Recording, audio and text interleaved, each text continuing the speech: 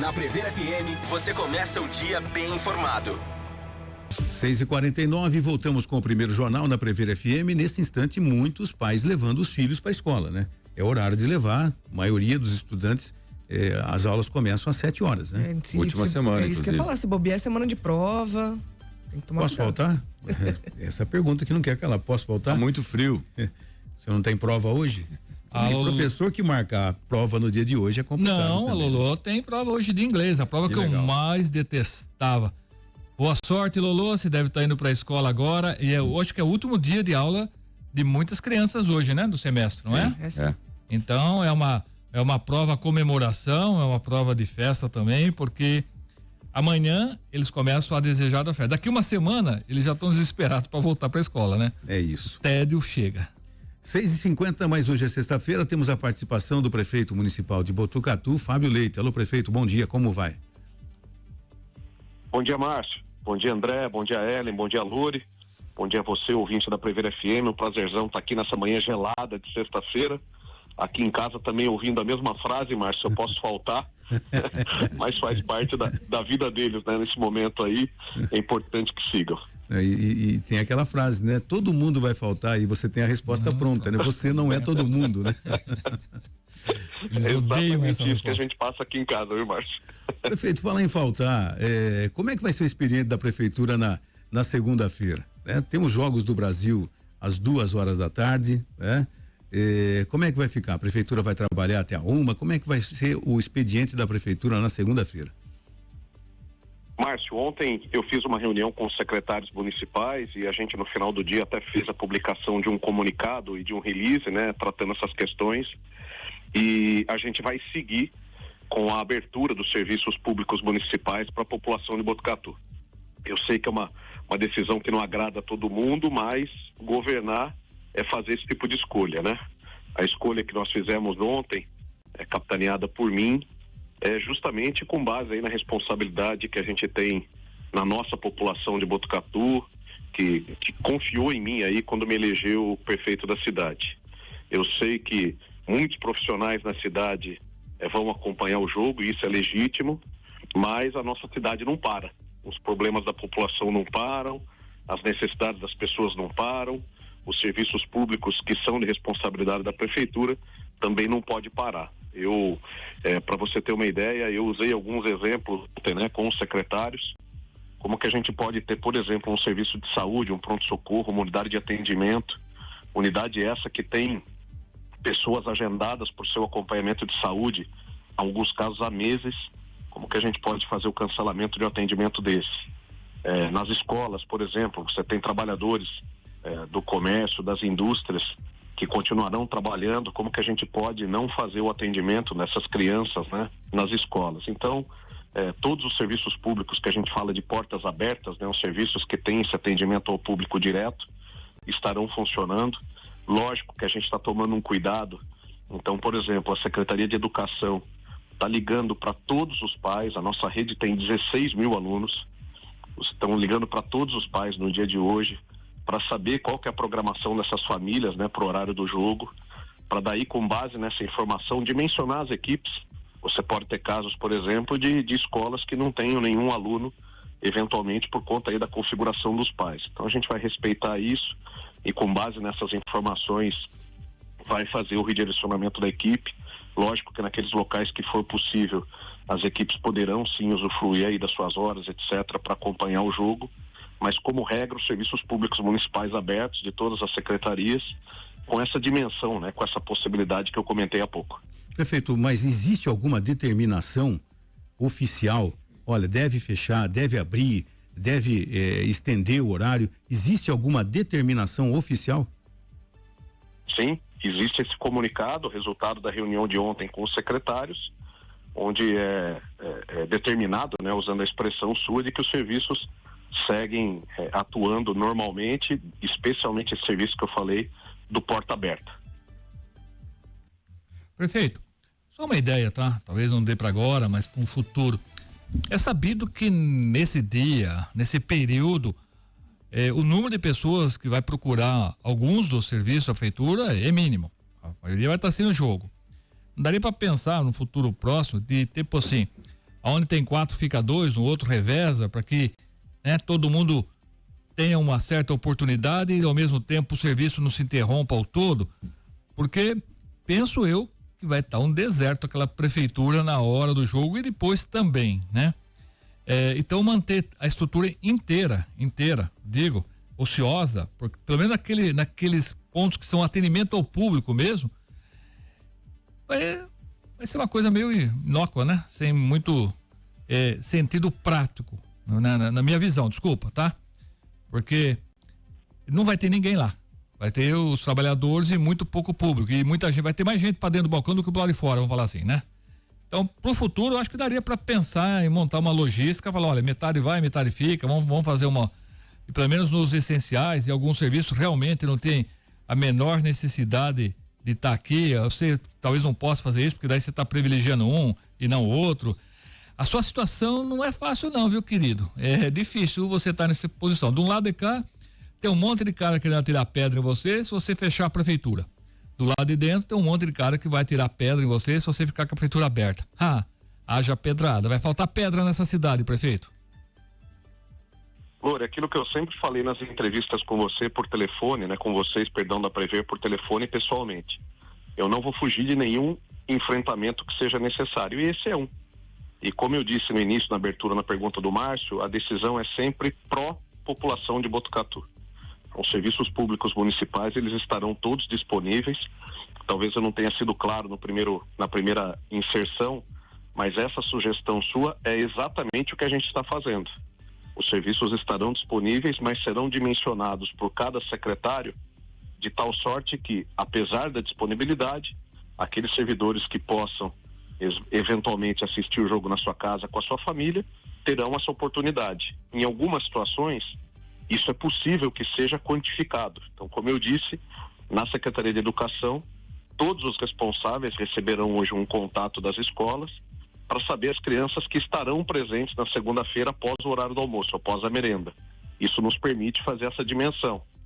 Os atendimentos nas unidades de saúde que estão agendados, né, as consultas que estão agendadas, todos esses pacientes estão recebendo no dia de hoje essa ligação, esse comunicado, para que a gente mapeie quem efetivamente vai no horário do jogo e a gente possa dimensionar as equipes. Então tudo isso está sendo feito exatamente na linha como você sugere, mas todos os serviços públicos estarão disponíveis para a população, porque a gente não tem como prever uma necessidade de saúde, uma necessidade de assistência social, uma necessidade de educação. Então é legítimo que a gente ofereça isso à nossa população, mas lógico, essa sugestão sua, né, de você ter esse redimensionamento, essa visão das equipes em função do atendimento ser reduzido, sem dúvida nenhuma é nisso que os secretários trabalham hoje, é assim que a gente vai operar na segunda-feira. Mas todos os serviços porta aberta da prefeitura estarão funcionando com alguma quantidade, com alguma dimensão de servidores públicos municipais. Nós, inclusive, nesse comunicado, Márcio, Lore, André e Ellen, a gente deixa claro que todos os cargos, né, que a gente fala dos cargos comissionados, dos secretários, todos trabalhando normalmente, inclusive eu, doutor André, meu vice, no gabinete, cumprindo agendas, e é assim que a gente organizou a segunda-feira do jogo. Prefeito, mudando um pouco de assunto, nós tivemos nessa semana a repercussão das obras por conta de uma chuva um pouco mais forte que caiu na cidade e o monitoramento da prefeitura mostrou, inclusive com imagens, como é que foi o rendimento dessas obras perante a chuva um pouco mais expressiva. Como é que o senhor avaliou isso e de que forma essas chuvas prejudicaram as atuais obras que a gente tem na cidade, prefeito? Bom dia, André, prazerzão falar contigo. Bom, o saldo, né, da semana, ele foi muito positivo, graças ao bom Deus. É importante a gente sempre lembrar, sempre dar o contexto, né? Quando nós tivemos aquelas ocorrências no dia 10 de janeiro de 2020 em Botucatu, ocasião onde o Pardini era o nosso ex-prefeito e eu era secretário municipal, ali nós estabelecemos, né, na prefeitura, em parceria inclusive com a Câmara Municipal naquela ocasião, e parceiros da prefeitura, um grande pacto, né, por desenvolver obras de continuidade de governo para governo, de governo para governo, cuidando especialmente dessas questões da drenagem urbana, né? Então isso aconteceu e começou lá em 2020, e dentro desse pacto eu dei continuidade às obras que estavam sendo executadas e já abri um novo leque, um novo patamar de obras, e a gente vai tratar disso agora. E tomara que as próximas gestões que venham, né, também sigam com essa preparação, com essa sequência de infraestrutura da cidade, porque elas são muito importantes. O Márcio sempre, né, tratou essa questão do clima, essa questão ambiental. O Márcio não me deixa mentir. Infelizmente, o mundo tem se transformado em termos de ambiente, então as chuvas, né, têm sido cada vez mais intensas, né, em períodos mais curtos. Veja, eu não tenho na lembrança, tenho 47 anos, faço daqui 15 dias 48, de um inverno, de um período de inverno tão úmido, né, tão chuvoso. Eu não tenho na minha memória. Então é importante que a gente siga fazendo essas preparações. Dentro da minha gestão, eu dei sequência àquela obra da Floriano Peixoto e depois, na sequência, já uma obra de governo, que foi a revitalização da própria Floriano. A mesma coisa acontece ali na rodoviária. Então, na época do Pardini, na gestão do Pardini, a gente fez aquela ponte em frente ao clube, talvez tenha sido a maior inserção. E agora eu sigo já na terceira fase daquela obra da rodoviária, conectando o tanquinho de uma forma correta ali ao eixo do Ribeirão, que tem em frente à rodoviária, etc. E essa semana, André, a gente começou as obras do PAC. Vocês se lembram daquele pacote que eu obtive junto ao governo federal? Quando a gente compara de forma per capita, né, em função da quantidade de população, e você e o Louro estavam presentes, o maior pacote per capita do Brasil eu obtive para Botucatu, 72 milhões de reais. Pacote esse que eu completei com mais 10 milhões de reais do Tesouro Público Municipal, 6 lotes de obra, né, 6 locais de obra grandes da cidade, que tiveram toda a parte de licitação já concluída, toda a homologação dos vencedores concluída. Na sexta-feira passada a gente recebeu oficialmente a aprovação da Caixa Econômica Federal e do Ministério, e nessa semana, na terça-feira, houve a mobilização dos equipamentos e quarta-feira já começaram as obras. É lógico que essas chuvas das últimas 2 ou 3 semanas atrapalham. Então, se a gente pegar, por exemplo, o eixo da rodoviária, a obra da rodoviária, a parte do canal, né, a parte do rio, ela está praticamente pronta. Falta basicamente a limpeza do fundo do rio para tirar escombros, para tirar esgoto. Mas as 3 ruas que a gente tem nessa obra ali, aquela rua que conecta o clube a Vital Brasil, a rua que passa atrás da Autoelétrica Mendes e a própria rua ali da rodoviária, onde ficava o busto do cantor João Paulo, são trechos que estão prontos, estão com aquele pozinho preto, né, que a gente chama o BGS, né, e que eram para ter recebido a pavimentação há 1 semana e meia atrás, mas por conta da chuva não foi possível. Então a chuva tem esses impactos, mas graças a Deus as obras têm funcionado, não tivemos nesses períodos de chuva nenhuma ocorrência como a gente tinha no passado, da rodoviária estourar, do lava-pés estourar. Então a gente percebe que as obras têm tido efeito e a gente vai seguir investindo. Hoje, Botucatu, se a gente considerar as obras de infraestrutura de água e esgoto e as obras de drenagem, nós temos nesse momento em Botucatu, exatamente agora, no mês de junho, mais de 300 milhões de reais em obras, com recursos, quer seja da Sabesp, com recursos, quer seja do governo federal, com recursos do próprio município, como acontece na rodoviária, como acontece em parte do PAC. Então é uma transformação muito grande em termos de infraestrutura, e obras essa que eu sempre falo para vocês, né? São obras que causam transtorno, são obras longas, são obras barulhentas, são obras que geram sujeira, mas são obras que trazem um benefício de longo prazo para a cidade. Então a gente não vai fugir de realizá-las, mesmo que depois de pronto elas desapareçam, porque elas ficam na sua maioria literalmente enterradas, né, no solo, mas a gente vai seguir fazendo, porque isso é importante para a cidade, é importante a gente dar essa preparação para a nossa cidade de Botucatu, e a gente não vai fugir desses enfrentamentos, André. Prefeito, um outro assunto que tomou conta das polêmicas essa semana também foi a questão do trânsito na região central, né? Uma notícia do portal Acontece, trazendo algumas reclamações ali e logo em seguida também um requerimento para uma audiência pública para discutir o trânsito na região central de Botucatu.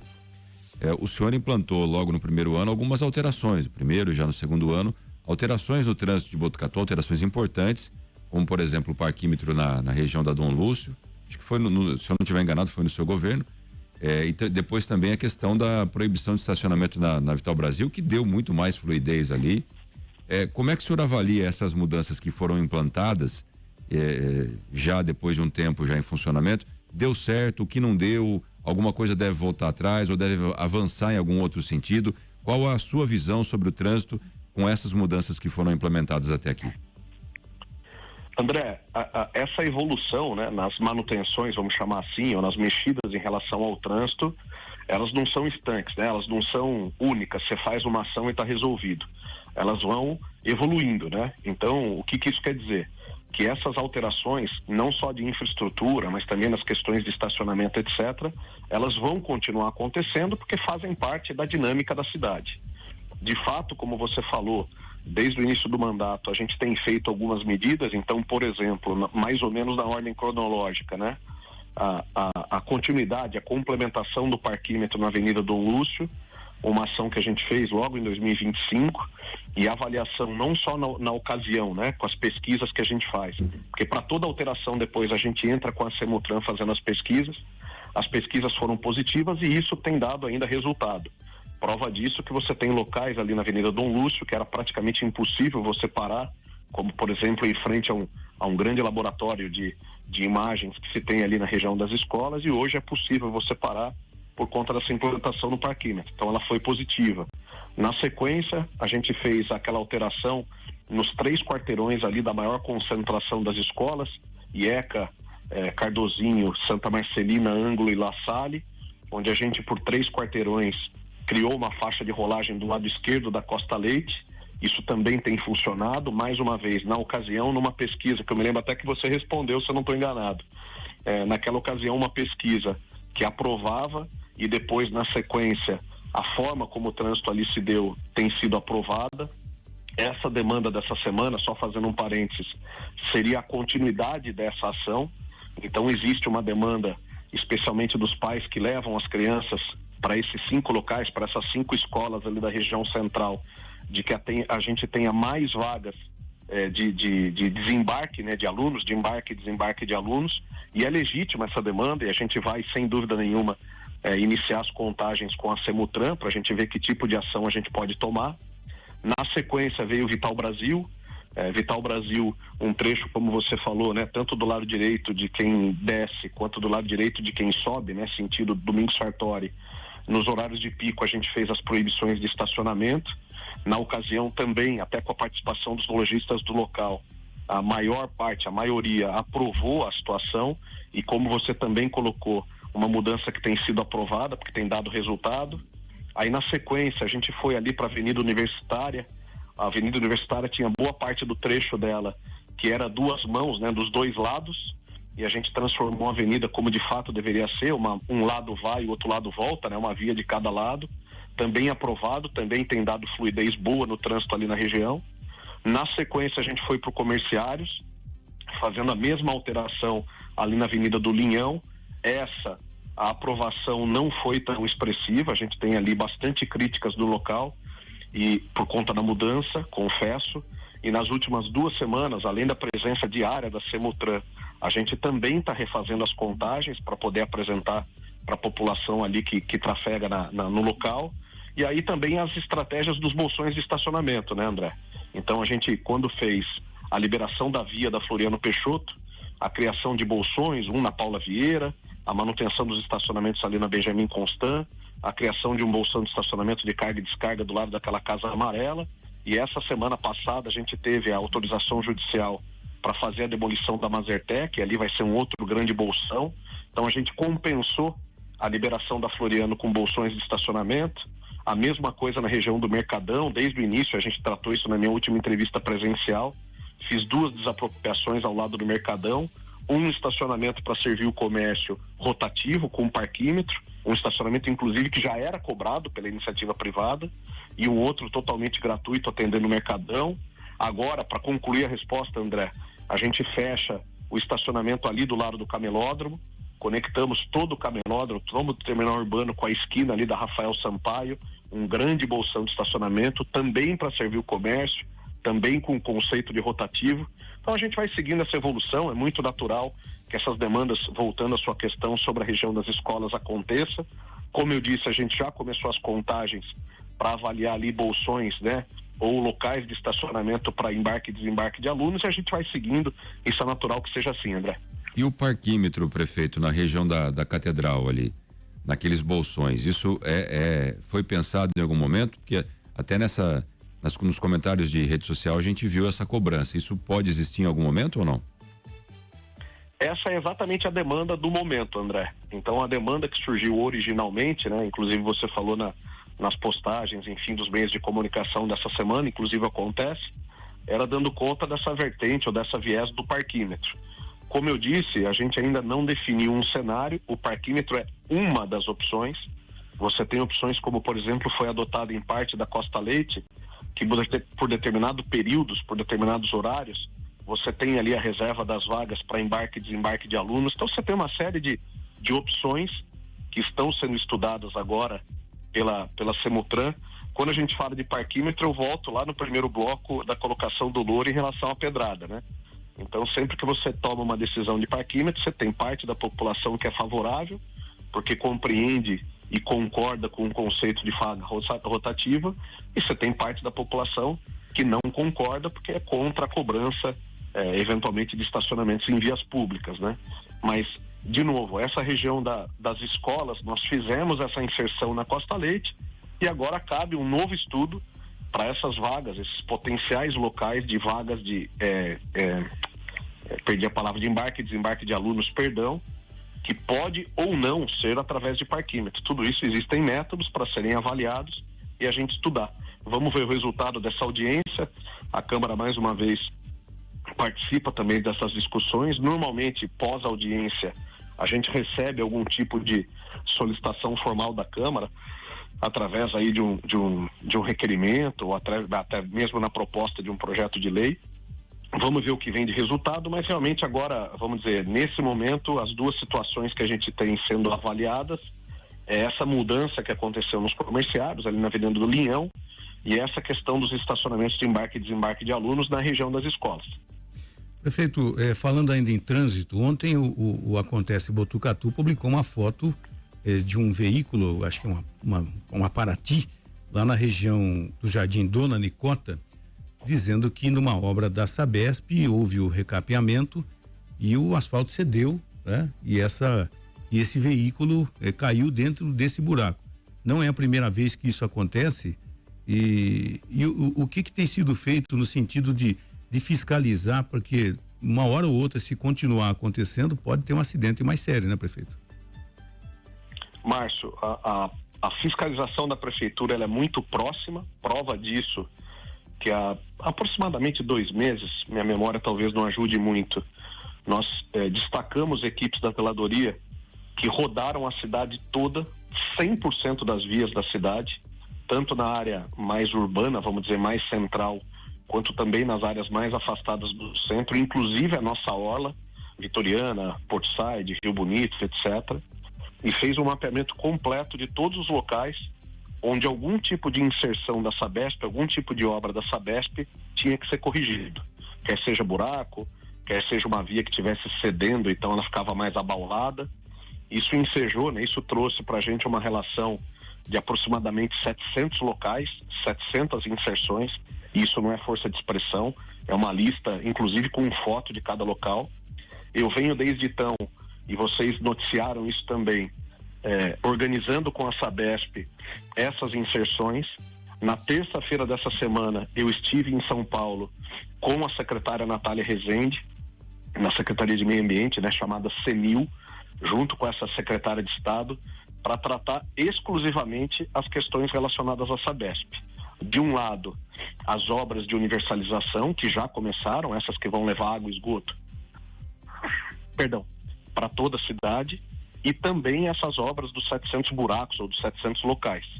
Então a Sabesp se comprometeu na última quarta-feira em fazer a mobilização das equipes. Eles contrataram uma nova empresa, é uma terceira empresa contratada pelo Sabesp agora, que a gente inclusive coincidentemente conhece pela prefeitura, porque é uma empresa que já prestou serviço para a prefeitura em termos de pavimento.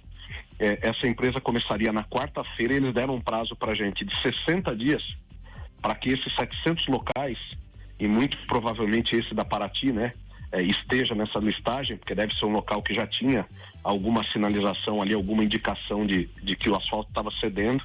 Então essa correção nos próximos 60 dias deve acontecer, é o compromisso que a Sabesp tem conosco, E eu já avisei isso também aí nos microfones da Prever, e eles sabem que administrativamente essa é a última etapa que eu cumpri com a Sabesp. Se essa nova programação não for cumprida, resta para a Prefeitura acioná-lo juridicamente ou judicialmente para que essa resolução aconteça, Márcio. Com 7h15, prefeito, muito obrigado mais uma vez pela sua participação. Perguntas que chegarem, a gente vai encaminhar para a sua assessoria. É um bom final de semana e até a semana que vem, prefeito. Igualmente, Márcio, a você, ao André, Ellen, Lore e a todos os nossos ouvintes aí da Prever, tenham todos uma ótima sexta-feira, um abençoado final de semana. Fiquem todos com Deus, um forte abraço. Você ouviu Primeiro Jornal Prever FM.